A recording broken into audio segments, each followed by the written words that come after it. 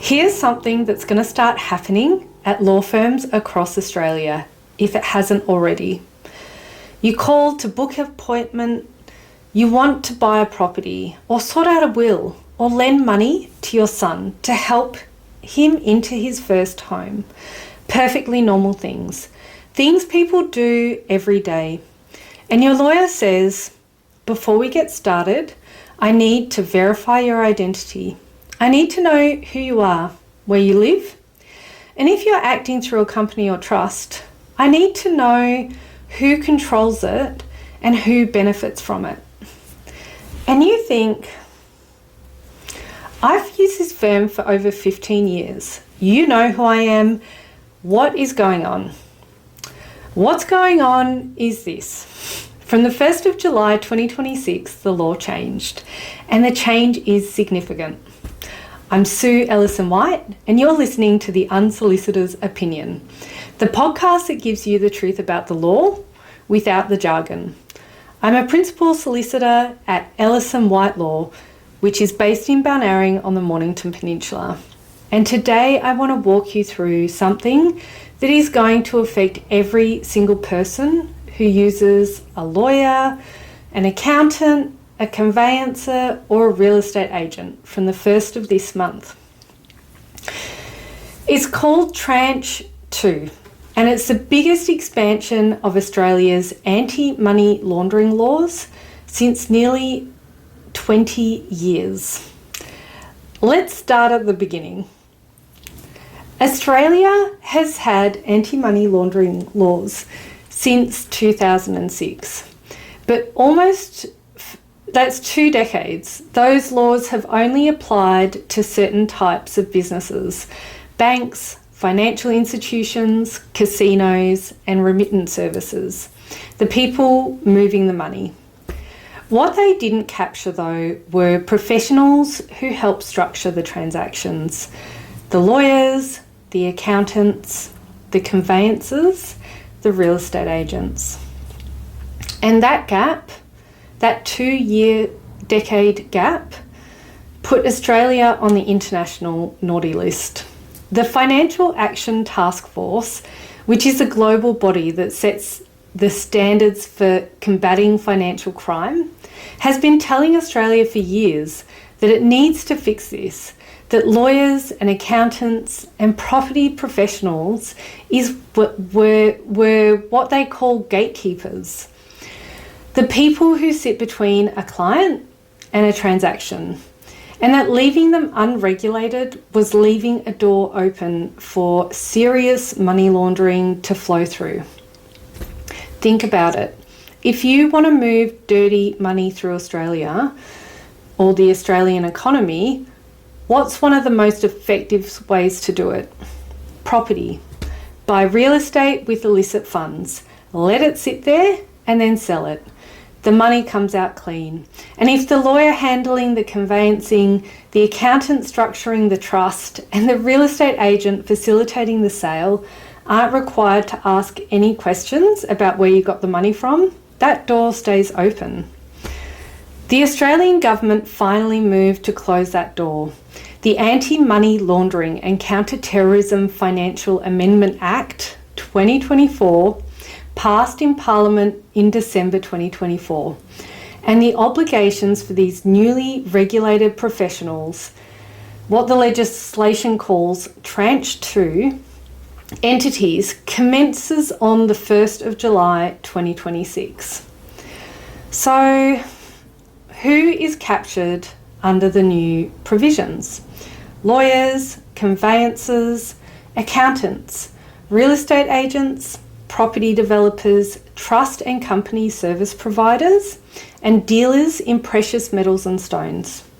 Around 80,000 new businesses joining the regulatory regime, one of the largest expansions since the original laws were introduced. Unbelievable. But here's the important nuance. The obligation doesn't attach to every lawyer for every piece of work. It attaches to what the legislation calls a designated service. A designated service is essentially any professional service that involves money moving, property transferring, or entities being created or controlled. For lawyers specifically, the designated services include helping a client buy, sell, or transfer real estate, helping a client buy, sell, or transfer a business, a company, or a trust, receiving, holding, or managing money or property on a client's behalf as part of a transaction, assisting with equity or debt financing, acting as a director or a trustee, helping set up or administer a company or trust structure. Pure legal advice, sitting down with a lawyer and asking about your rights, that's not a designated service on its own. Representing someone in court, not a designated service. But the moment the work involves a transaction moving money or structure being created or controlled, the obligations kick in. For a practice like mine, that covers almost everything we do. Conveyancing, private lending, estate administration, self-managed super fund work, business structuring, family law property settlements. The moment there's a transaction, we're in. So, what does this actually mean in practice, and what are the obligations?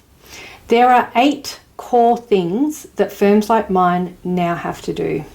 First, we have to enrol with AUSTRAC. AUSTRAC is the Australian Transactions Reports and Analysis Centre. It's the government body that oversees financial crime compliance. Enrolment opened on the 31st of March 2026, and the deadline to enrol is the 29th of July 2026.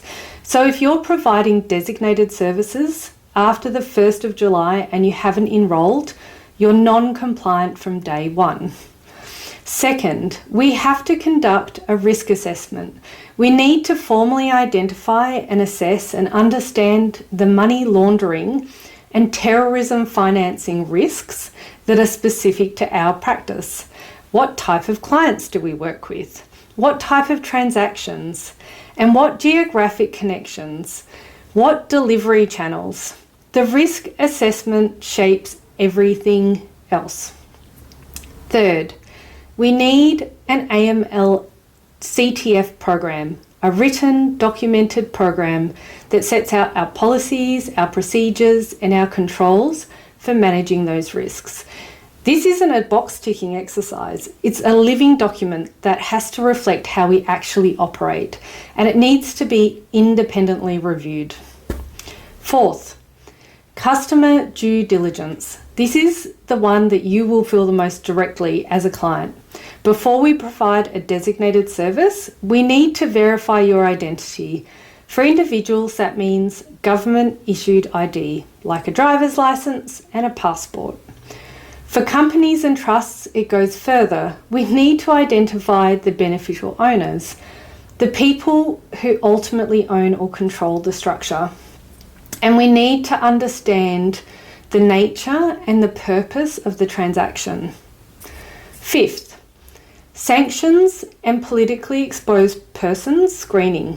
We need to check whether a client appears on any sanctions lists or whether they're what the legislation calls a politically exposed person, someone who holds or has held a prominent public function domestically or internationally, or who is a close associate or family member of such a person. This isn't about suspicion, it's about additional care around certain situations.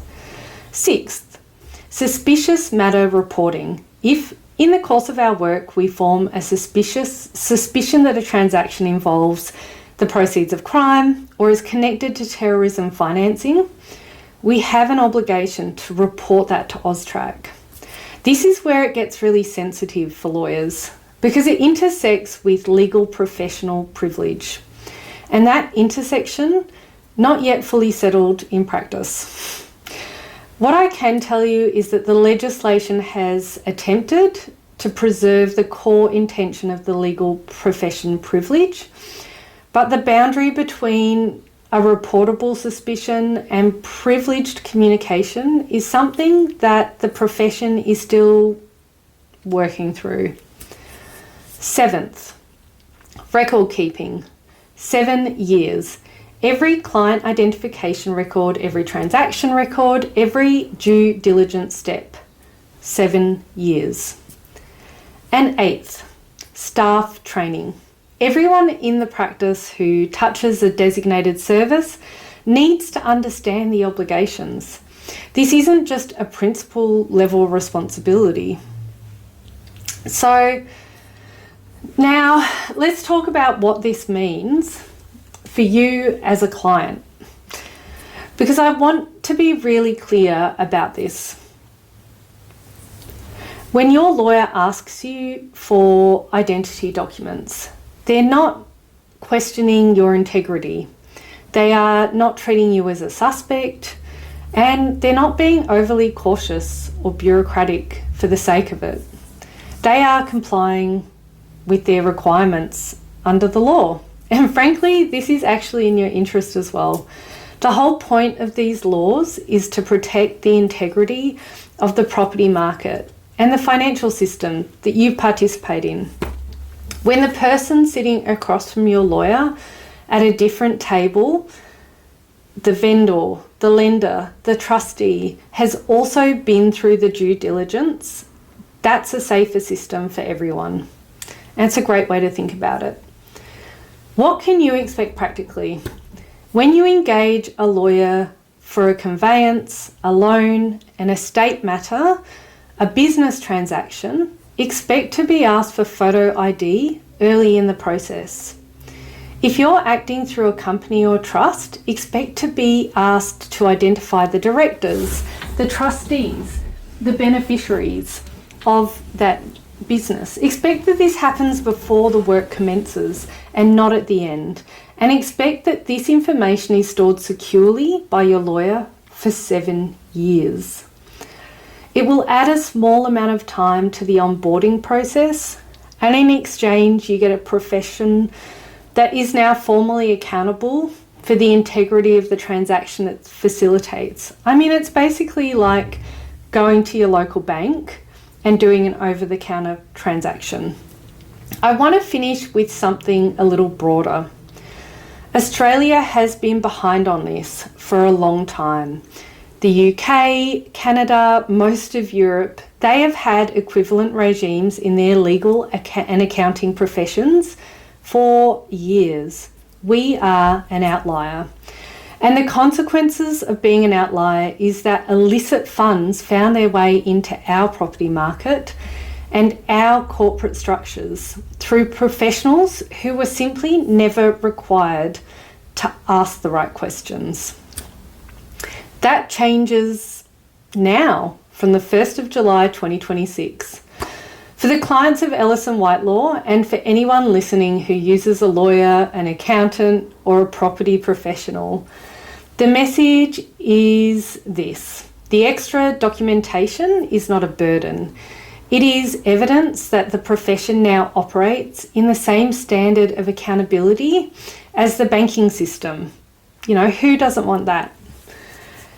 And we have built our AML CTF compliance program. We have our due diligence templates, we have our client questionnaires, and from the 1st of July 2026, we are enrolled as a reporting entity with AUSTRAC.